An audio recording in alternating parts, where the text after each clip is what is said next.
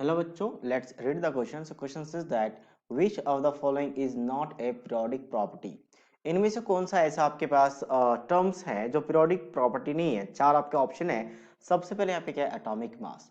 तो जो atomic mass है ये पहला ही ऑप्शन ऐसा है जो आपका पीरियोडिक प्रॉपर्टी नहीं है। पीरियोडिक का मतलब होता है जो आपके पास रेगुलर फॉलो करे और सेम इंटरवल के बाद उसकी प्रॉपर्टी सेम आए। ठीक है, तो एटॉमिक मास में हालांकि बहुत पहले एक बार एटॉमिक मास के बेसिस पे पीरियोडिक टेबल बनाया गया था, बट वो फेल हो गया क्योंकि आपके पास वो प्रॉपर्ली काम नहीं कर रहा था। जैसे अगर मैं बात करूं, एक तो एटॉमिक मास के इंक्रीजिंग ऑर्डर में बनाया गया था, बट जब आप जाते हो आर्गन पे, आर्गन जिसका एटॉमिक नंबर 18 होता है, जिसका मास की बात करें तो 20 आता है, मास की बात करें 20 आता है। फिर वही आर्गन के बाद पोटाशियम आता है, जिसका एटॉमिक नंबर 19, यानी कि यहाँ पे एटॉमिक नंबर इंक्रीज कर रहा है और मास नंबर यहाँ पे डिक्रीज हो जाता है। सॉरी, मास नंबर यहाँ पे 40 होगा, थोड़ा सा रॉन्ग लिखा गया है। मास, एटॉमिक मास की बात कर लेते हैं, एटॉमिक मास 40 है।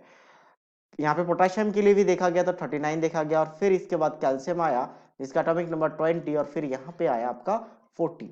यानी यहाँ पे देखा जाए तो मास के इंक्रीजिंग ऑर्डर में नहीं है, जबकि आपके पास एटॉमिक नंबर जो अभी मॉडर्न पीरियोडिक टेबल है वो इंक्रीजिंग ऑर्डर, एटॉमिक नंबर के इंक्रीजिंग ऑर्डर में रखा गया है। तो एटॉमिक नंबर के इंक्रीजिंग ऑर्डर में रखा गया तो मास नंबर के इंक्रीजिंग ऑर्डर में नहीं बन रहा, मतलब एटॉमिक मास का पीरियोडिक फंक्शन नहीं बन रहा। तो पहला ऑप्शन क्या है आपके पास? नॉट बन चुका है। नॉट मतलब ये फॉल्स है, तो ये हमारा आंसर में आ जाएगा।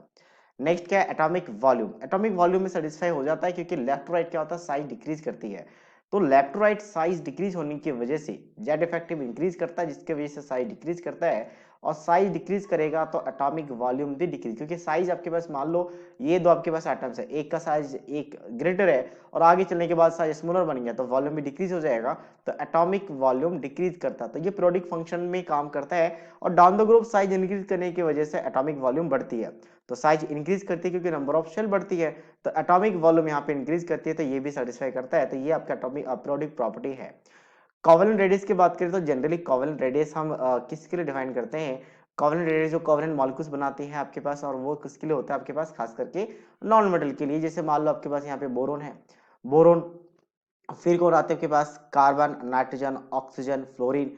तो इनके कोवेलेंट रेडियस जैसे जैसे हम जड़ते हैं तो कोवेलेंट रेडियस भी कम होती है। ठीक है, जैसे साइज डिक्रीज करती है तो उसके बेसिस पे कोवेलेंट रेडियस भी कम होती है, और ये भी प्रॉपर आपका इसी रूल को फॉलो करती है कि लेफ्ट टू राइट जाने पे कोवेलेंट रेडियस आपका डिक्रीज करती है। तो कोवेलेंट रेडियस डिक्रीज करती है मतलब प्रॉपर अगर फॉलो कर रहा है इस रूल को तो ये आपका पीरियोडिक फंक्शन हो जाएगा।